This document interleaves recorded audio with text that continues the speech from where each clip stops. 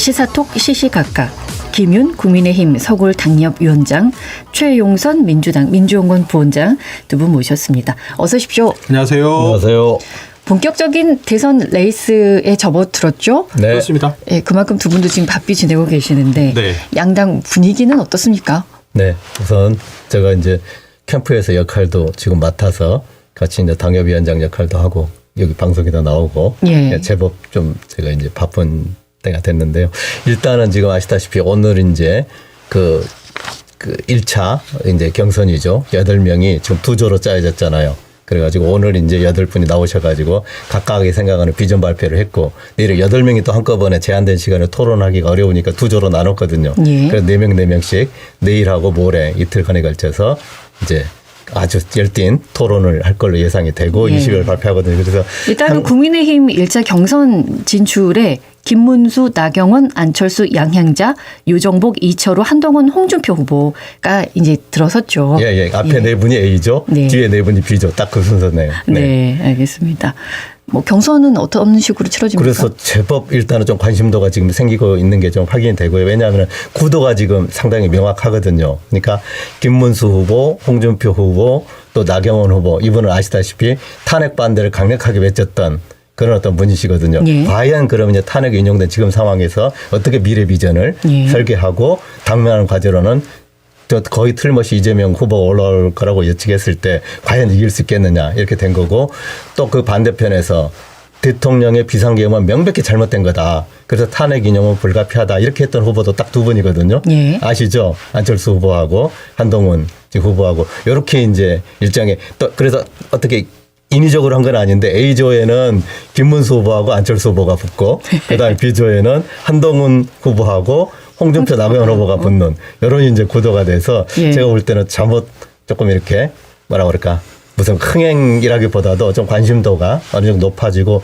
그게 반영이 돼서 최종적으로 일반 국민 여론조사를 통해서 100% 예. 여론조사를 통해서 22일 날 후보가 결정되기 때문에 그렇게 해서 4강이 결정되면은 저는 조금씩 국민적 관심도가 높아지지 않을까 그렇게 기대합니다. 알겠습니다. 네. 민주당은 어떻습니까?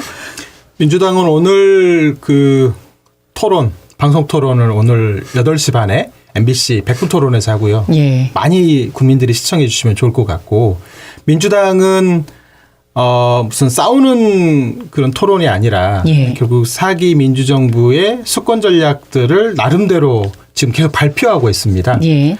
발표하고 있는 내용들을 좀 국민들에게 소상히 좀 알리고 뭐가 쟁점인지 이번 대선에서는 뭐가 그 쟁점으로 부각이 될 만한 것인지 이런 것들을 좀 엿보는 그런 계기가 됐으면 좋겠다는 바람이고요. 예. 민주당은 내일 충청권 그리고 일요일 날은 특히 영남권 예. 그리고 다음 주 토요일 날은 호남권 그리고 다음 주 이제 일요일 날이 수도권과 강원 제주를 묶어서 다음 주 일요일 날 후보가 결정이 되게 되는 그런 상황이고요. 국민 참여 경선입니다. 대의원과 115만 명의 6개월 이상 당비를 납부한 권리당원 이분들을 전체 투표해가지고 그걸 50% 반영하고요. 나머지는 이제 국민들 여론조사를 해서 그걸 50% 반영해서 국민 참여 경선이라고 하는데 예. 그렇게 해서 이제 결정이 됩니다. 예. 일단 후보가 이재명, 김경수, 김동연 후보 이렇게 3명. 그렇습니다. 예.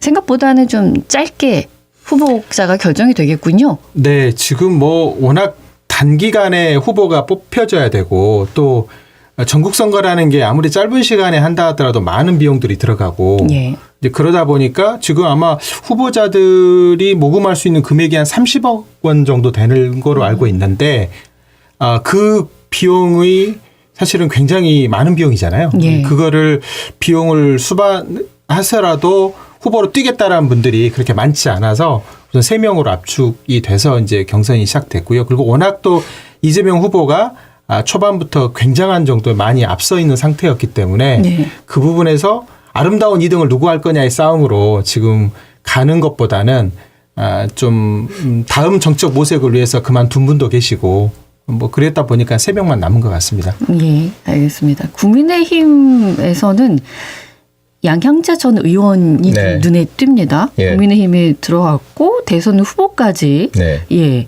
어떻게 된 겁니까? 네네. 예. 일단 아시다시피 바로 직전에는 그 이준석 개혁신당 그 당원이었는데 완전히 이제 거기가 이준석 사당이 노골적으로 돼버린 거 아닙니까? 자기가 그냥 후보 되려고 마치 그 팬클럽 조직하듯이 돼가지고 도대체 이제 양양자 그 전 의원으로서는 이제 자기 공간이 없어졌던 거고, 그러나 계속 이제 정치를 하려는 그런 의욕은 강하신 것 같아요. 예. 본인 나름대로 호남 출신에다가 여성에다가 반도체, 삼성 반도체에서 나름대로 그 활동했던 그런 경험이 상당히 경쟁력이 있다 이렇게 생각하셔서 계속 그 정치하려는 의욕이 있으신 거고, 그걸 계속 살리려면은 이제 국민의힘으로 예. 들을 수밖에 없던 상황이었던 거고, 오늘 비전 발표에서도 본인의 그런 개인적인 어떤 조금 독특한 측면이 있잖아요. 지금 국민의힘의 이런 네. 구도 속에서는 실제로 8명의 후보 중에 정확하게 호남 출신은 양양자 후보 한 번뿐이거든요. 그래서 그런 부분까지도 꼭 구색 맞추기 보라도 고려해서 된 것 같고, 네. 일단은 그렇더라도 현실적으로 양양자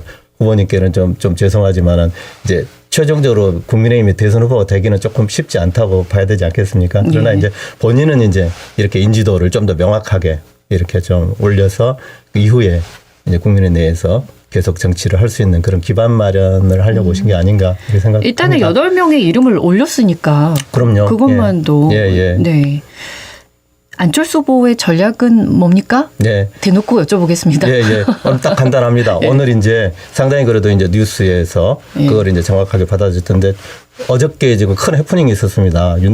윤석열 전 대통령 이름을 팔아가지고 신당을 만들겠다고 예. 이렇게 했던 부분들에서 뭐 다행히 4시간 만에 그 윤 대통령이 그건 안 된다 해서 이제 해프닝으로 끝나긴 했지만은 저는 그 여지는 계속 남아있다고 생각하고, 이런 어떤 상황까지 보면서 과연 국민의힘이 앞으로 윤 대통령이 그런 그 어떤 멍해를 계속 쓰고 대선을 제대로 치를 수 있겠느냐 이런 상황에서 결단을 해야 된다. 예. 그래서 맨 먼저 그 탈당을 요구하는 그런 어떤 그 선언을 했거든요. 안철수 의원께서. 그래서 탄핵의 강을 정확하게 넘지 않으면 어떻게 당면한 막강한 이재명 후보를 꺾을 수 있겠는가, 이런 차원에서 정말로 대변환이 있어야 된다라는 게 전략의 어떤 중요한 좀 기조인 것 같고요.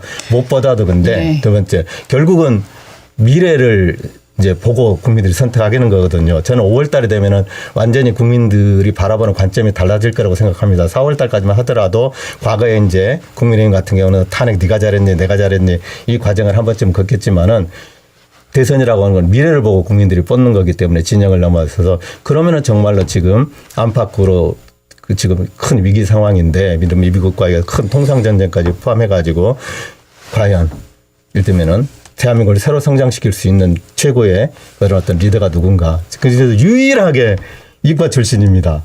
안철수 의원님. 그러니까 이국정 후보가 말했잖아요. 제가 문과 X가 뭔지 알죠? 문과놈들이 해먹는 나라. 근데 절반이 이제 문과 출신일 건데 그렇게 아니, 그러니까 얘기하셔도 절반이 될까? 아니고 지금 모든 후보가 이쪽 저쪽 관계없으니까 무슨 얘기냐면 아니 꼭 국민의 맞습니다. 절반은 근데 문과일 건데 그게 이제 일정한 어떤 그 메시지잖아요. 꼭 그걸 이렇게 뭐 기계적으로 강조. 그래서 정말로 조금 이렇게 현장 경험이 있고 과학 기술에 대해서도 좀 알고 이렇게 실무 현장 전문가가 예. 좀 필요하다. 이런 부분들을 저도 지금 당사자니까 강력히 어필하고 있습니다. 우선은 그 부분을 지금 강조하시는 그렇습니다. 거고 그렇다면 국민의힘에서 윤 전 대통령의 탈당을 공식적으로 언급한 건 안철수 의원이 처음입니까? 예. 주변의 반응은 어떻습니까? 오늘 저한테도 막 그 악성 문자 많이 들어오고 전화까지 하신 분도 있더라고요. 예. 왜 그렇게까지 하느냐? 국힘 그보다 좀 더 세게 또 합니다, 이쪽도. 그렇군요. 저기 개딸 부대와 못지 않은 또 이쪽에 뭐가 있습니까? 부대가 있습니다. 있으니까. 네가 국민의힘 나가라 이렇게 하는 거죠. 그러면 이제 대선 출마를 한다 안 한다 아직까지도 결정이 나지 않은 한덕수 권한대행에 대한 당의 입장은 어떻습니까? 지금 김민석 의원 같은 경우는 이른 시위를 하고 계시더군요. 지금 한덕수 권한대행의 역할은 대선 관리를 열심히 하라는 것이지 지금 뭐 60일짜리 대통령의 권한을 넘겨준 건 아니거든요. 과도적 상황을 잘 마무리하라는 게 목표지. 근데 지금 온갖 인사를 막 주도하고 있고 알박기 하고 있고 그런 상황에서 지금 다음 주에는 미국에 가서 뭐 트럼프 행정부하고 뭐 여러 가지 통상 문제와 관련된 협상을 진행한다고 지금 하고 있는 건데 그거는 권한대행에게 준 헌재가 임무 부여는 아니라고 저는 생각해요. 물론 대한민국은 단 하루도 국정을 멈출 수는 없지만 중요한 의사결정을 아무런 선택을 받지 않는 권력이 그거를 마음대로 방향성을 가지고 움직이는 것은 적절하지가 않습니다. 관료들의 나라가 아닙니다. 기재부의 나라도 아니고 검사들의 나라도 아니거든요. 근데 이 사람들이 마치 지금 주인이 없는 곳에 여우들이 지금 모여가지고 이게 마치 자기네들의 지금 방향대로 국가를 운영해도 되는 것처럼 지금 움직이고 있는데 그런 것에 대한 문제제기를 하는 것이고요. 지금 한덕수 권한대행은 여도 아니고 야도 아닙니다. 그렇죠. 이 정권은 그렇습니다. 여당의 정권도 아니고 야당의 정권도 그렇습니다. 아니고 여당 야당이 없는 거거든요. 그렇죠. 네. 근데 방향성을 이상하게 지금 잡고 하려고 하는 것이 뭔가 다른 꿍꿍이가 있는 게 아니냐 이렇게 이제 보는 것이고 그리고 그 선거 관리를 하는 지금 책임자가 사퇴 시한이 물론 5월 4일까지이긴 하지만 자기 생각을 드러내지 않고 이렇게 일종의 NCND 전략이라고 하는데 긍정도 부정도 하지 않고 가는 것은 적절하지 않다고 생각합니다.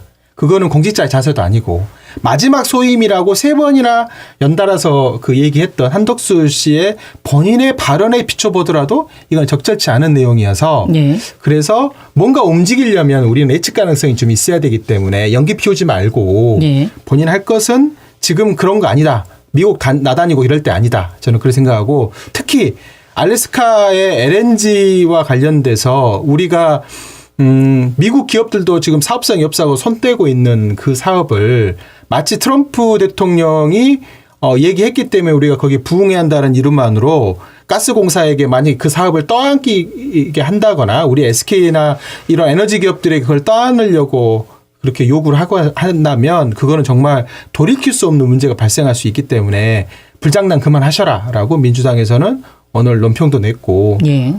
또 외교 관련된 전직 그 외교관들 이런 분들 민주당에서 활동하시는 분들이 그런 부분들을 좀 지적하고 있습니다. 그래서 한덕수 권한대행은 진퇴를 분명하게 해야 됩니다. 그러니까 정치를 하고 싶으면 그거는 분명하게 국민들에게 알리고 본인이 책임지고 뭔가를 해야지 상황을 여러저리 이렇게 주판을 튕기다가 국민의 후보가 누가 되느냐를 보고 본인이 그 과정에서 여론조사나 이런 것들에 나오는 것도 거부하지도 않고 이렇게 쭉 가다가 예. 뭔가 의사결정 하려고 하는 모양새 이런 것들은 정치 어디서 배웠는지 모르겠지만 그 나이 드셔가지고 그렇게 좌고우면하시면 안 된다. 저는 그렇게 따끔하게 당부를 드리고 싶습니다. 그러니까 일단 현 시점에서 한 세 가지는 분명한 것 같아요. 우선 국민의힘 경선에는 이제 이미 시작됐고 들어올 수 없는 거죠. 그때 당시 상황에서 얘기는 있었지만은 일단 그거 물리적으로 현실적으로 이미 좀 지난 국면이 된 거고 두 번째 그렇다고 본인이 이번 대선 국면에서 아무런 말 그대로 역할을 이렇게 하지 않을 거냐 하는 부분들에 대해서는 저만 하더라도 이제 가능성이 열려 있다고 봐야 된다. 그건 이제 어떻게 될지는 지금 누구도 예단 못할 것 같아요. 그리고 제 짐작입니다만 심지어 그 한덕수 권한대행 본인도 지금 최종 의사결정을 하지 못하고 있을 거다. 이게 저는 두 번째 지금 팩트라고 생각이 들고 세 번째가 중요한데 지금 한덕수 총리가 지금 이제 미국에 갈지 안 갈지는 다음 주에 모르겠는데 이건 당사자는 한덕수 권한대행이 아니에요. 본인은 지금도 안 간다고 하고 있고 부른 거 지금 트럼프가 부르고 있는 거거든요. 그러니까 트럼프로서는 굉장히 지금 일본하고는 협상이 먼저 시작됐고 바로 지금 한국하고 협상을 시작해서 좀 뭔가를 지금 트럼프는 빨리 결정을 하게 만들고 진행을 하려고 하는 거잖아요. 그런다고 했을 때 예를 들면 한 달이고 두 달이고 트럼프가 못 기다리는 거예요. 지금은. 그러니까 이제 한덕수 네가 와가지고 직접 하라는 얘기가 실제로 사실인 것 같고 여러 가지 광해 봤을 때 이런 부분들은 저는 이제 잘 지적하셨어요. 우리 최영선 원장님께서 정말로 그건 본인의 어떤 그냥 이렇게 겉으로 하는 말이 아니라 정말로 국익을 이렇게 생각하고 모든 자기 어떤 정치적 이해관계를 계산을 떠나서서 정말로 그래도 뭐 어쨌든 검증된 가장 그 지금 어떤 실력 있는 협상 전문가인 바는 누구도 부인할 수 없는 사실이니까 그 역할에 국한해서 만약에 트럼프가 그렇게 간곡히 요청하고 한다면은 혹시라도 그 부분을 추진하게 된다면은 정말로 본인이 그 차원에서 잘 하셔야 될 어떤 일일 거다. 하여튼 요 측면은 있습니다. 제가 하나만 일단은 제가 사실을 나름대로 그분이 하신 말씀이 같지는 않아요. 아니 제가 하나만 더 다른 측면의 사실을 얘기해 드리는 거예요. 하나만 더 짚을게요. 네. 한덕수 권한대행 지난번 저희가 이 시간에 말씀드렸는데 트럼프랑 전화 통화하고 나서 우리가 흘려가지고 기사화가 됐잖아요. 트럼프가 그날 저녁에 자기 SNS 계정에 뭐라고 올렸냐면 전 세계 많은 나라들에서 자기 엉덩이에 키스하려고 달려들고 있다라고 얘기를 했어요. 예. 조롱이죠. 조롱이죠. 그리고 트럼프가 원하는 건 뭐냐면 무방비 상태로 두들겨 맞는 파트너를 지금 원하고 있거든요. 젤렌스키처럼. 젤렌스키가 영어 좀 한다고 그 앞에서 하다가 정말 말도 안 되는 상황을 당했잖아요. 그건 뭐냐면 트럼프는 지금 본인만의 쇼를 지금 원하고 있어요. 그 쇼를 하길 수 있는 대상을 지금 원하고 있단 말이에요. 조롱할 수 있고 전 세계에 미국의 슈퍼파워를 보여줄 수 있는 대상을 찾고 있는데 거기에 놀아나면 안 된다. 제가 네, 트럼프의 협상의 전략, 협상의 기술, 저는 트럼프 관련된 책도 썼습니다. 협상을 해본 사람으로. 근데 거기에 핵심은 뭐냐면 트럼프가 짜놓은 시나리오에 말려들면 안 되는 거예요. 그리고 최대한 트럼프의 관심을 다른 데로 돌리고 트럼프에서 관심 범위에서 멀어지게 하는 게 1번 전략이에요. 트럼프가 원하는 타이밍에 트럼프가 원하는 쇼에 등장하면 안 되는 거예요. 예. 트럼프가 지루해할 만한 타이밍에 우리가 원하는 쇼 타이밍에 그걸 진행해야 되거든요. 지금 한덕수의 시간은 없다. 대한민국 국민이 한덕수에게 주인공을 맡긴 적도 없다. 대한민국의 주인이 새롭게 등장할 때까지 지금 기업으로 보면 주주총회에서 이미 CEO가 불신임 돼가지고 날아가 버렸어요. 그리고 새로운 주주총회를 통해 가지고 새로운 지금 선장을 뽑아야 되는 상황이거든요. 대한민국이라는 나라로 보면. 그래야지 그 사람에게 새로운 국민들의 힘이 실리고 협상력을 가지고 트럼프를 만나야 된다. 우리가 원하는 타이밍에. 트럼프가 원하는 타이밍에 만나면 정말 죽도 밥도 안 되는 상황이 될 수 있기 때문에 우려를 전하는 것이고 예. 한덕수 권한대행께서 현명한 판단을 하셔야 된다. 현명한 판단은 뭐냐? 낄낄빠빠 해야 된다. 내가 낄 땐지 안 낄 땐지를 봐야 된다. 그리고 공직생활 마무리를 잘 하실 거면 집에 있는 재산 건사하실 거면 이상한 그 사람들 현혹되지 마시고 정치판에 얼씬거리지 마시고 지금 주어진 책무를 열심히 잘 하셔야 된다라고 당부드리고 싶습니다. 충분히 일리 있고 공감하는 말씀이고요. 다만 근데 그렇게 생각하지 않은 대한민국 국민들도 굉장히 많다는 거예요. 그건 여론조사를 통해서 드러나는데 한덕수 권한대행이 얼른 그냥 지금 섣부르게 지금 이번 대선판에 뛰어드는 것에서 자기는 지지하느냐. 국민 과반수 이상이 지지하지 않습니다. 근데 미국과의 트럼프와의 통상협상에서 한덕수 권한대행이 잘했으면 좋겠다. 이것도 과반수가 넘어요. 그 측면을 제가 충분히 반영하고 있는 거죠. 상당수 그리고 국민들은 진영을 뛰어넘어서 한덕수 총리에 대한 그런 부분들에 대한 일정한 신뢰가 반영돼 있다는 것도 저는 객관적으로 말씀드립니다. 하신 말씀은 네. 제가 지금 확인할 수가 없어서 예, 네. 확인된 바는 아닌 아니 바로 그 여론조사 며칠 전에 있었습니다. 네. 네. 한덕수 권한대행은 우선은 세계가 요동치고 있는 이 상황에서 우리나라의 앞에 장기적인 미래를 짊어져야 할 이 상황에서 섣부른 판단을 해서는 안 된다는 것은 우리 모두가 그럼요. 바라는 네. 바이고 그 전략에 나서기 전에 충분한 전략, 충분한 지식들이 기반이 된 상황에서 그 협상 테이블에 나아가야겠죠. 예. 예. 개인의 나라가 아니기 때문에 그렇죠. 예. 대한민국의 근데 그 준비가 달려있기 제일 때문에 많이 돼 있지 않을까라는 국민의 기대가 일부 있는 거죠. 뭐. 네. 그렇습니다. 네. 일단 국민의힘 입장에서는 오세훈 서울시장이 이제 불출마를 하고 나서 그 지지율을 누가 흡수를 할 것이냐라는 것도 지금 관건이어서 네. 어떻게 보십니까? 아니요. 보는 게 아니고 그거 제가 그냥 팩트로 정리를 해드릴게요. 예. 그러니까 오세훈 시장께서 사실은 굉장히 그 오래전부터 준비를 한 게 부인할 수 없는 사실이에요. 근데 갑자기 접어버렸잖아요. 거기에는 무슨 명태균 씨에 관련된 그것도 있지만은 제가 파악하기로는 그건 본질이 아니고 바로 그 직전까지 무슨 일이 있었냐면은 그 오세훈 시장이 주관한 일정한 토론회에서 국민의힘의 거의 과반에 가까운 의원들이 얼마 전이에요. 한두 달 전이에요. 그때 참석을 했었어요. 예. 그랬던 의원들이 당연히 자기가 출마를 할 때는 지지해 줄 걸로 생각했는데 거의 그렇지 뭐 두 자릿수가 아예 안 될 정도의 의원들만 소극적 의사 표시를 했어요. 돕겠다고. 그 변화가 왜 일어났냐면 그게 한덕수 대행이 어떻게 할지 모른다 하는 것과 이렇게 딱 관련돼 있었어요. 예. 그래서 본인이 일단 접었던 측면이 강하고 예. 그보다 더 중요한 건 뭐냐면은 결국은 예를 들면 지금 윤 대통령이 어제 예를 들면 해프닝이 있었지만은 윤 대통령이 지금 거의 이제 사실상 이제 파면된 대통령에서 실질적인 영향력이 제가 단언컨대 없습니다. 그냥 그거 가지고 프레임으로 울고 먹는 거지. 국민들의 여론 지지율이 최고의 그 무기예요. 근데 바로 그 오세훈 시장이 그만두기 직전에 그 갤럽 조사에서 지지율이 2%밖에 안 나와요. 그러니까 실제로 그러니까 사람들이 막연하게 중도층 지지율이 있을 거다. 오세훈이 나오면 이게 상당히 확장성이 이건 막연한 생각이지 실제 데이터로는 이미 지지율이 빠지고 있어서 거의 실질적인 후보가 될 가능성이 없었다는 측면이 강한 거고 그러니까 결론적으로 뭐냐면은 실제로 오세훈 후보의 그 영향력은 미미하다고 보는 게 저는 훨씬 객관적이다. 그렇다면 어떤 후보에게 그 지지율이 흡수된다라는 이미 얘기도 저는 할 반영되고 있다. 이미 저는 반영되고 있다. 예. 그렇게 보는 게 맞습니다. 알겠습니다. 네. 1부는 여기에서 적고요. 2부에서 그런 말씀 계속 이어가겠습니다. 최영선 민주당 민주연구원 부원장, 김용 국민의힘 서울 당협위원장과 함께했습니다.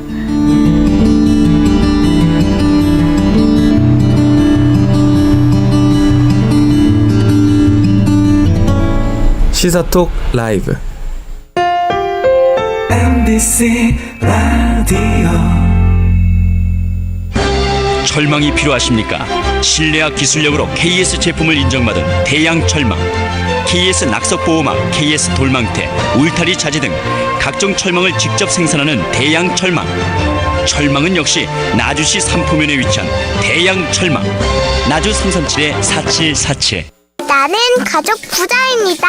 나를 챙겨주는 돌보미 이모, 육아휴직 때 아빠 회사 지켜주는 삼촌, 동생 첫 만난 이용권도 주는 공무원 언니까지 진짜 많죠? 다 같이 키우고 다 같이 행복하게. 공익광고협의회. 무등산 북쪽 충효동과 석곡동 일대는 조선 초기에 그릇을 굽던 가마가 많았었습니다. 1960년대 초에 이곳에서 6기의 가마터가 확인되었었습니다. 맨 밑에는 청자조각이, 그 위로는 분청사기, 맨 위에는 백자 파편이 나왔습니다. 한마디로 우리나라 도자기의 변천 과정이 고스란히 담긴 타임캡슐이었던 거죠. 분청사기는 고려의 상감청자의 전통을 계승해서 다양한 방식으로 제작된 조선 초기의 자기인데요. 이곳에 분청사기 가마터가 많았던 건 무등산의 물과 땔감이 풍부했고 토질이 자기를 만들기에 적합하였기 때문입니다. 충효동 가마터는 무등산이 품은 소중한 문화유산입니다. 광주 MBC 캠페인 무등산을 사랑하자. 이 캠페인은 SK 브로드밴드와 함께합니다. 남도사랑 캠페인. 봄날엔 화순으로 떠나보세요. 들판에 피어난 다채로운 꽃들이 설레는 봄을 노래하고 살랑이는 바람 사이로 기분 좋은 봄 향기가 흘러옵니다. 만개한 계절꽃들 사이에서 여유로운 봄을 느낄 수 있는데요. 하지만 진짜 봄은 밤에 있다는 사실. 까만 밤을 수놓은 멋진 불빛들이 보이시나요? 별처럼 반짝이는 도시의 야경. 이곳에서 낭만 가득한 밤이 펼쳐집니다. 봄날의 꽃, 봄밤의 빛과 함께하는 설레는 계절. 화사한 화순의 봄을 만나보세요.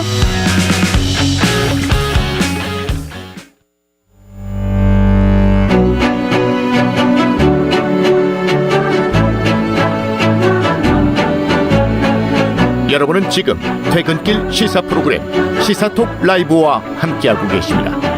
의견 주실 분은 짧은 글 50원, 긴 글 100원의 정보 용료가 들어가는 문자메시지 샵 2626번이나 유튜브 라이브 채널 광주 보라에서도 댓글로 참여하실 수 있습니다. 끝까지 시사톡 라이브와 함께해 주세요.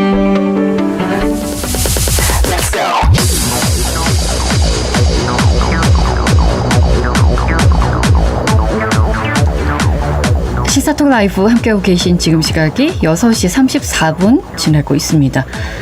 시사톡 시시각각 최영선 민주당 민주연구원 부원장, 김용 국민의힘 서울 당협위원장과 계속 이야기 이어가겠습니다. 어제 본회의에 있었던 내란 특검법 그리고 명태균 특검법 모두 부결이 돼서 법안이 이제 폐기가 됐습니다. 반드시 해야 되는 것 아닙니까? 어떻게 생각하십니까? 저는 정부가 바뀌고 나면 정말 그 걷잡을 수 없는 수사적 상황에 봉착할 거라고 생각하거든요. 예. 그래서 그전에도 방송에서 몇 번 말씀드렸지만 범위를 좀 제한적으로 좀 정해놓고 그리고 다음 정부에 사실은 이게 뭐 사정이나 뭐 적폐청산이나 이런 문제가 아니라 이게 지금 오랜 기간 동안 국민적 의혹으로 남아있는 것을 한번 갈무리를 해야 되는데 예. 이걸 검찰 손에 맡기면 검찰이 캐비넷 속에 넣는 걸 다시 다 꺼내 들어가지고 난도질하는 상황도 될 수 있거든요. 그래서 그런 점에서 충분히 민주당으로서는 그런 거로 인한 국민적 갈등이 또 발생할 수 있으니 이 차제 이걸 하기 전에 그냥 이 기회에 좀 털고 가자. 그래서 범위들 여야가 합의하에 그 민주당과 국민의힘이 합의하에 어느 정도의 범위를 좀 정해놓으면 그럼 특검이 그것들을 제한된 시간 내에 아주 정갈하게 정리를 해나갈 거라고 보여지는데 지금 명태균 게이트 같은 경우는 창원지검에서 오랜 기간 동안 그걸 묵혀놓은 것들이 좀 있단 말이에요. 그거를 지금 중앙지검으로 던져놓은 상황인데 그러다 보면 이제 대선을 거치면서 검찰이 생존 본능을 발휘하기 위해서 막 난도질할 가능성도 있다. 예. 그거는 제가 그냥 우려 섞인 말씀으로 드리는 거고 검찰의 속성이 그러기 때문에 그런 것을 좀 우려해서 이번에 어쨌든 좀 통과됐으면 하는 바람들이 있었는데 국민의힘 내에서 뭐 이탈표가 5표 나왔다고 하더라고요. 그래서 그런 게 뭐 내부에서는 아직까지는 그 상황을 못 받아들이시는 분들이 다수인 것처럼 보여져서 좀 안타깝다. 예. 그렇지만 그 책임은 오롯이 다 이제 국민의힘이 다 지는 거다. 이 상황 이후에 벌어질 상황에 대해서는 이건 민주당 책임도 아니고 민주당은 충분히 이 문제와 관련된 우려도 고민들도 다 말씀드렸기 때문에 이후에 대선 이후에 벌어질 상황에 대해서는 책임질 준비하셔야 된다. 국민의힘 내부에서는. 저는 그렇게 말씀드리겠습니다. 알겠습니다. 안철수 의원은 오늘 이제 윤석열 전 대통령 탈당해야 한다라는 발언도 하셔서 이 특검법과 관련해서는 어떤 생각을 갖고 계십니까? 네, 그거 뭐 오늘 뭐 이탈표가 뭐 그 산수를 하면 5표 정도 나왔는데 그 뭐 안 대표께서 하셨는지 안 하셨는지는 잘 모르겠습니다. 예, 굳이 뭐 그렇게 지금 큰 대선 이렇게 판에서 좀 마이너한 이슈가 돼서 안 했던 것 같은데 시종일관 안 대표 같은 경우는 제가 아는 그런 어떤 범위 내에서 뭐냐면은 늘 원칙적으로 밝혀질 건 밝혀지고 만약에 예를 들면 검찰에 대한 불신이 상당히 있는 게 부인할 수 없는 사실이잖아요. 예. 그러면 그냥 깔끔하게 그런 어떤 특검 같은 거 제한해서 이렇게 하는 부분들에 대해서는 원칙적으로 동의했던 측면이 있습니다. 그런데 이제 그 이미 오늘 확인됐다시피 어쨌든 국민의힘 대다수의 그런 의원들은 어쨌든 지금 그래도 검찰에도 수사를 나름대로 성실하게 진행하고 있는데 굳이 옥상옥식으로 하고 또 불똥이 어디로 튈지 모르는 부분들은 우려가 지금 존재하거든요. 그러니까 이제 다 저기 오늘 부결시키는 쪽으로 이렇게 했던 것 같은데. 예, 알겠습니다. 네, 윤석열 전 대통령 지금 형사재판을 받고 있는데 지기현 판사가 좀 특혜를 주고 있다라는 논란도 있어서 이 재판도 제대로 잘 진행이 돼야 되는 건 아니겠습니까? 대선이라고 그래서 이런 것들을 너무 국민들이 관심이 이제 사그라들면 편의대로 운영을 하지 않을까라는 또 우려들도 있어서 국민들이 사실 눈을 계속 부릅뜨고 지켜봐야 돼서 할 일들이 좀 많습니다. 지금 우리 국민들이 헌법재판소 10번의 그 길 평론의 변론기를 보면서 국민 상식선에서 사실은 이 사안의 실체에 대해서 많이 판단하셨잖아요. 증인들을 묻고 답하는 과정에 국민들이 다 판단하셨거든요. 급기야는 제 아들이 이제 둘째 아들이 고등학교 1학년인데 이 친구가 기숙사에 있어요. 근데 휴대폰을 못 봐요. 근데 주말만 나와가지고 휴대폰을 볼 수 있거든요. 근데 그 꼬맹이 친구가 이걸 다 본 거예요. 그리고 그 친구가 판단을 한단 말이에요. 왜냐하면 헌법재판소에서 묻고 답하는 과정에서 본인 스스로가 상식적 수준에 다 판단할 수가 있다는 거예요. 그래서 이제 이런 중요한 재판 같은 경우에는 재판관의 판단에 의해서 판사의 판단에 의해서 언론에 공개할 거냐 생방송 여부나 뭐 녹화 방송 여부를 우리가 결정할 수가 있는데 지기현 판사가 1차 때는 그거를 거부했단 말이에요. 근데 2차 때는 이제 하기로 하셨고 그래서 이제 한간에 소문이 이건 뭐 소문이지만 지판사가 뭔가 검찰에 꼬투리 잡혔나? 이런 소문들이 좀 있었어요. 그러니까 자꾸 수세적으로 저 사람이 이례적인 판단들을 막 하다 보니 이제 그런 얘기들이 좀 있었는데 저는 뭐 거기까지 동의하지는 않지만 국민들이 납득할 만한 방향을 가지고 저는 재판이 진행돼야 한다고 생각하고 저는 그럴 거라고 생각합니다. 그리고 재판 내용만 공개가 돼도 국민들이 딱 보면 압니다. 그 윤석열 대통령이 그랬잖아요. 예전에 그 조국 대표 제가 수사 딱 봐도 압니다. 그런 얘기 하셨잖아요. 예. 저희도 마찬가지예요. 예. 딱 보면 압니다. 윤석열 전 대통령이 거짓말하는지 누가 거짓말하고 누가 증인으로서 진실을 얘기하고 있는지를 알 수 있거든요. 그래서 그거를 국민들이 좀 알게 해주는 게 지금 법원이 신뢰를 확보하는 길이다. 저는 그렇게 생각하고 그래서 그거는 저는 큰 우려를 안 하셔도 될 것 같다. 저는 그렇게 생각합니다. 제가 간단하게 조금만 한 마디만 더 덧붙이면은 예를 들어서 개별적으로 지기현 판사에 대해서 초기 혹시 조금 이렇게 잘못 이렇게 방향을 끌고 갈 수 있는 우려가 있는 거 아니야? 그건 있을 수가 있지만은 저는 원칙적으로 사법부를 신뢰해야 된다고 봅니다. 그러면 잣대가 동일해야 돼요. 그게 제가 예를 들면 바로 떠오르는 그 판사가 누구냐면 이름은 내가 지금 기회가 안 나는데 예를 들면 지금 이재명 대표 지금 이제 대표 그만뒀으니까 이제 후보가 됐죠. 후보의 그 선거법 관련된 그 2심 재판이 있었지 않습니까? 제가 볼 때는 명백히 그 판사가 오판한 거거든요. 그건 무죄는 있을 수가 없는 거예요. 그래가지고 많은 문제를 제기합니다만 제가 얘기했어요. 똑같이 제기할 수 있지만 나는 대한민국 사법부를 믿어야 된다. 나는 그 부분에 나하고 의견이 다르고 나는 그 사람이 틀렸다라고는 지금도 누가 물어봐도 저는 틀렸다고 생각해요. 그러나 존중해야 된다. 저는 똑같이 그런 잣대를 동시에 가는 게 좀 우리가 기본적인 민주공화국 국민의 자세가 아닐까. 저는 개인의 그렇게 생각합니다. 생각이기 때문에. 근데 똑같은 걸 예를 들면 거기는 문제 제기 안 하고 지기현 판사 이게 제기하는 부분들은 잣대가 달라서 그러니까 그 문제가 있는 거죠. 이제 70년 만에 한 번 있는 사건을 만들어낸 것이 이례적이잖아요. 그러니까 이제 생각하는 거고 45년 만에 군대를 동원해 가지고 내란을 일으킨 사람과 관련된 일이기 때문에 국민들의 관심을 갖는 거다. 이제 말씀을 드리는 거고 그래서 지기현 판사가 그런 국민적 관심을 염두에 놓고 재판을 좀 진행하셔야 된다라는 거고 그리고 재판정에서 벌어지는 일을 기자들이 선택적으로만 기사를 만들기 때문에 국민들이 잘 모르잖아요. 근데 유튜브로만 띄워놔줘도 다 판단한다 이제 국민들이. 굉장히 현명하게 판단한다. 저는 그렇게 생각하고 중앙지법에서도 좀 현명하게 국민들이 다 관심 있게 볼 수 있게끔 그렇게 조치를 계속 취해 주시면 저는 판사가 엉뚱한 판단 내리지 않을 거라 생각합니다. 특정 1인에게만 주어지는 혜택이기 때문에 이제 국민들이 특혜 아니야라는 의혹을 말하고 있는 거고 불필요한 의혹을 집판사의 경우도 불러일으킬 필요는 없으시죠. 그렇게 생각합니다. 그리고 이제 또 하나는 왜 조국 전 대표의 자녀 때와 심우정 검찰총장의 자녀를 바라보는 수사를 하고 있는 검찰의 그 조사 과정 그리고 언론에 노출되는 횟수, 빈도 이게 차이가 너무 많이 나서 왜 그러느냐라는 또 의문도 국민들이 꽤 많이 갖고 계시거든요. 요거는 제가 말씀드리겠습니다. 심우정 검찰총장은 딱 기다려라. 시간 조금만 기다려라.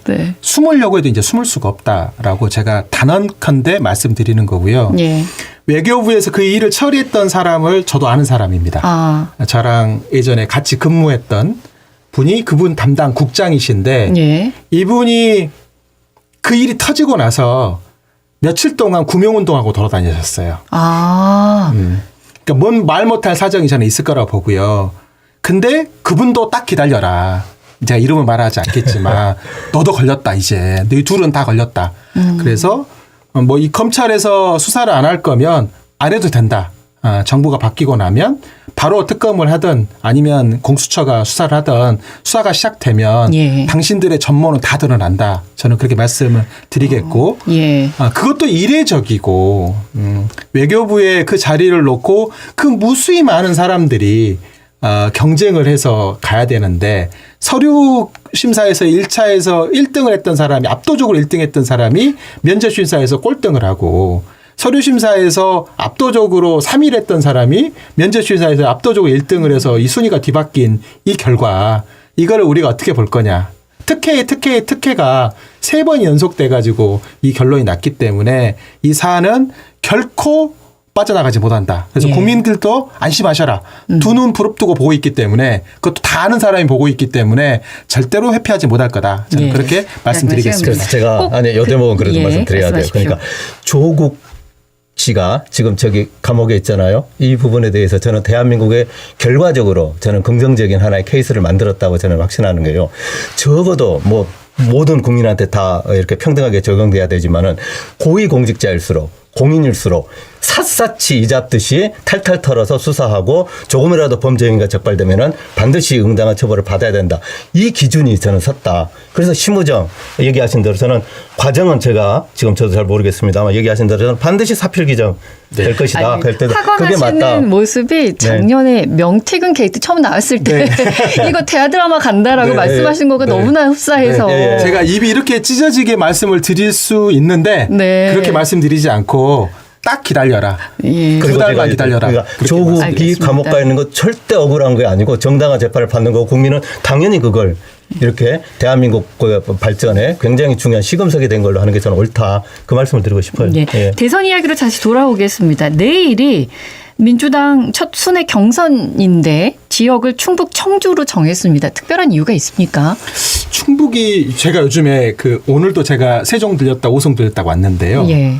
그러니까 우리는 메가시티 얘기하고 있잖아요. 근데 충청은 충청 남북 대전 세종은 메가 리전이라고 그래서 아예 그 지역을 다 묶어가지고 본인들은 좀 파일을 계속 키워가고 있습니다.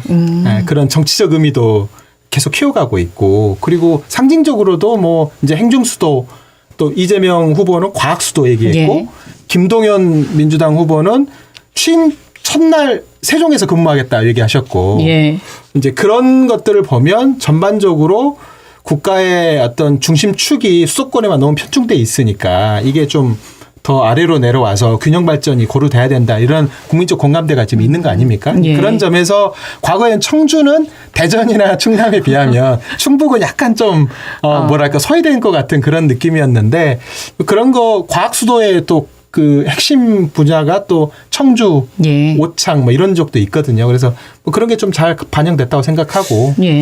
우아하게 지금 포장해서 말씀드리는데 이건 제가 그냥 정치공학적으로 그냥 콕 집어서 얘기할게요. 표 때문에 시작한 겁니다. 그러니까 굳이 꼭 이렇게 벗겨야 됩니까? 아니, 그건 뭐 그래도 정확하게 말씀드려야죠. 그러니까 이번 이제 선거판이 지금은 압도적으로 이재명 그 후보가 유리해 보이지만은 저는 이제 5월 달이 되면은 3월 양상을 달라질 거라고 저는 확신하고요. 그때 최종적으로 하면 이제 박빙 싸움이 말이 갈수 될 텐데 그때 확실하게 표를 어디서 이렇게 끌어당겨 와야 되는가. 지금 그거 타겟이 된 거죠. 선거는 이겨야 되는 거고 그러니까 저는 표를 얻어야 되는 거기 때문에. 일정 바꿔놓고 당연하다는 거예요. 이미 그러니까 뭐냐면은 예비 경선을 치르고 있지만은 거기는 누가 봐도 이재명 후보가 안 될 거라고 생각하는 국민은 한 분도 없을 겁니다. 그러니까 이미 본경선을 사실상 지금 더불어민주당이 시작한 거다. 그럼 민주당은 그렇게 보여져요. 충북 청주가 표밭이라고 생각한다고 지금 느끼셨고 국민의 일단 뭐 확실해요. 왜냐하면 뭐가 있냐면 원래 17개 시도가 있는데 당원들 숫자에 따라서 순회 경선의 지역이 우선순위가 결정이 돼요. 그렇게 따지면 옛날로 따지면 뭐 제주, 울산 이런 식으로 이제 왔다 갔다 하면서 이제 경선이 이루어지는데 이번에 4개 권역이 나눠지다 보니까 덩어리로 충청권, 영남권, 그다음에 호남권, 수도권 이렇게 되는데 통상적으로 그 이제 충청권이라 하더라도 뭐 대전, 충남, 충북, 세종 이렇게 된단 말이에요. 근데 이제 이번에는 어쨌든 충북에서 또 큰 행사를 또 하게 된 거예요. 그러니까 민주당으로 보면 나름대로는 여러 가지의 균형 발전과 또 선택하는 과정에서도 여러 가지 정책 의미를 고려했다. 이렇게 말씀드리겠습니다. 권역별로 그럼 한 곳씩 다니겠군요. 4번 가는 겁니까? 그렇습니다. 그렇다면 국민의힘은 어디를 표밭으로 생각하시는 겁니까? 아니, 국민의힘은 당연히 이제 표밭이라기보다도 이제 당연히 이제 전 국민을 대상으로 하게 되는 거고 제가 이제 아까 제가 5월 달 되면은 3월 국면이 달라질 거라고 이렇게 나름대로 이렇게 예측을 하는 게 뭐냐면은 지금 일되면은 그 윤석열 대통령이 어찌 보면은 저런 이렇게 그 비상식적인 비상계엄을 하게 됐던 것도 제가 볼 때는 분명히 중요한 원인 제공을 하는 건 분명히 이재명 대표를 중심으로 전 대표를 중심으로 했던 더불어민주당의 의회 독재가 그 큰 자극을 줬던 건 부인할 수 없는 사실이거든요. 옳다라는 얘기가 아니에요. 그러니까 이 얘기는 뭐냐면 국민들이 이걸 지켜보고 있는데 그리고 헌법재판소 8개문에서 명확하게 적시했잖아요. 국회 니들도 잘했다는 얘기 아니다. 반성해라. 그게 적시가 됐잖아요. 그러니까 이건 뭐냐면 국민들이 지금 이 과정을 같이 겪고 있기 때문에 만약에 지금 이 제한된 조건에서 입법 독주까지 하고 있는 특히 이재명이라는 굉장히 어떤 독재적 그런 어떤 그 성향이 강한 그런 어떤 분들이 행정 권력까지 장악하게 됐을 경우는 대한민국이 어떻게 되지 하는 생각을 5월 달에는 할 수밖에 없다. 저는 그래서 그런 지형이고요. 어디에 좀 더 정성을 들이시는지. 제가 전 국민이라고 하는 게 뭐냐면은 그게 단순히 이제 그 진영 대결이 구도가 무너지게 될 거다. 그러니까 이미 대한민국은 새로운 제칠공화국이라고 하는 이 과정에서 반드시 개헌이 이루어져야 되잖아요. 그리고 이게 필요하다면 지금 대통령 임기 단축까지를 지금 포함해서 구체적인 제안들이 들어가고 있을 거거든요. 이걸 가지고 이제 본격적으로 국민들한테 호소하게 됐을 때 누가 최종 후보가 될지는 모르겠습니다만 과연 지금의 이제 어찌 보면 이제 거의 눈앞에 이제 권력이 들어온 것처럼 이미 이제 행보를 하고 있는 제가 볼 때는 그렇게 보입니다. 때문에 과연 국민들이 그걸 좋게만 볼까? 국민의힘은 전 국민을 상대로 그렇습니다. 예, 하시겠다는 왜냐하면 그리고 지역 캠페인은 우리는 이미 없거든요. 알겠습니다. 앵커님은 제가 하나 말씀드리면 네. 답이 명쾌하지 않으면 이렇게 말이 길어지는 겁니다. 답이 명쾌 아니 이런 거잖아요. 충청권 대회전이 이번 대선에서 되게 중요하다. 아니면 지금 거제 시장 선거 보궐선거나 부산 교육감 선거에서 대패를 했잖아요. 부산 경남 낙동강 벨트가 여기가 마지막에 최후의 혈전이 벌어질 것이다. 이제 이런 거 판단들은 우리는 하고 있단 말이에요. 민주당은 하고 있어요. 우리의 마지막 승부처가 어디냐. 예. 국민들을 상대로 우리가 끊임없이 구애하고 민주당이 잘할 수 있다고 하고 민주당이 되면 지역발전이 더 될 수 있다라고 판단하면서 마지막까지 구애하는 곳이 있을 거 아닙니까? 예. 그곳이 우리의 마지막 그 전략적인 요충지다. 알겠습니다. 뭐 이런 건데 국민의힘은 아직 여대 아직 전략을 짤 수 있는 상황이 아닌 전략을 거예요. 짰어요. 예, 아니 잠깐 그러니까 조금 그걸 제 얘기를 조금 심도 있게 분석해 보면 답이 나와요.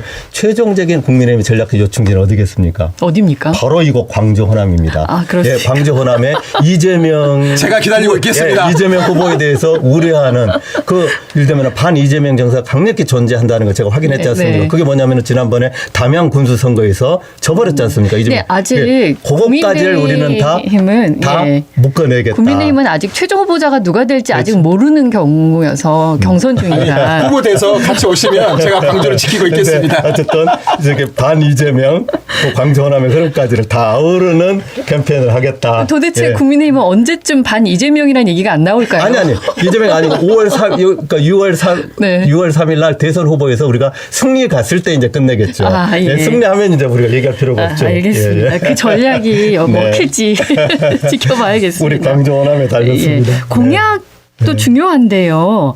일단은 이재명 전 대표는 성장과 통합이라는 뭐 조직을 하나 만들었고 네, 여러 조직이 있는데요. 예, 그 중에 하나. 싱크탱크 자발적인 어쨌든 응원 지원 조직이기 때문에 예. 뭐 거기 연구진들은 뭐 3,400명 규모로 막 지금 꾸려지고 있는데 네. 뭐 그것만 있는 건 아니고 굉장히 많은 다양하게. 정책적 네트워크들이 좀 있습니다. 그렇군요. 넘쳐나던데요. 네. 그러다 이제 그러다 보면 왜냐하면 그러니까 될 것 같은 이런 거 있죠. 집안의 착각이지만 제가 볼 때는 숙성되지 않은 이야기들이 낡은 상태로 넘어와서 또 그게 또 혼란스러운 상황이 될 수 있기 때문에 저는 뭐 지금 저는 민주연구원의 부원장으로 있어서 어느 후보들이 한쪽에 뭐 경도되거나 이런 얘기를 말씀 못 드리겠지만 민주당이 후보가 결정이 되고 나면 정제된 민주당의 공약들이 나올 겁니다. 예. 근데 지금은 좀 과욕을 이제 부리시는 분들이 혹여나 마치 무슨 캠프에서 중요한 지책을 맡으신 것처럼 언론을 인터뷰하시면서 마치 방향을 뭐 다 결정하는 것처럼 이렇게 하시는 경우가 지금 많아요. 예. 근데 그거 진짜 아니다. 예. 제가 여기서 단언컨대 이재명 대표가 후보가 됐잖아요. 그리고 김동연 지사도 후보가 됐고 김경수 전 지사도 후보가 되셨잖아요. 예. 이분들은 각자가 생각하신 내용들은 이야기하실 수 있어요. 그런데 그분을 돕는 분들이 마치 그분들의 이야기인 것처럼 얘기하는 거는 그건 다 아니다. 예. 민주당은 하나의 정책으로 이제 4월 27일 날 후보가 결정되고 나면 모을 거다. 이제 우리 지역만 보면 광주 전남북이 그러면 어떤 민주당에게 또 공약화가 될 만한 것도 지역의 어떤 중요한 아젠다들을 잘 만들어서 전달할 거냐 이제 예. 그런 고민들을 좀 할 네. 거고 후보들도 이 지역에 와서 구애하는 시간들을 가질 때는 지역 맞춤형 공약들을 발표할 건데 예. 이게 잘 조율되고 포장될 수 있게끔 좀 잘 관심 있게 봐야 될 거라고 보여집니다. 알겠습니다. 이제 하여- 최종 후보가 결정이 되면 네. 공약에 대한 이야기를 예, 좀 그럼요. 나누시죠. 예, 네, 예. 알겠습니다. 오늘 함께해 주셔서 고맙습니다. 감사합니다. 언제 어디서나 내 손 안의 뉴스 강주 MBC 뉴스 유튜브 구독으로 함께하세요.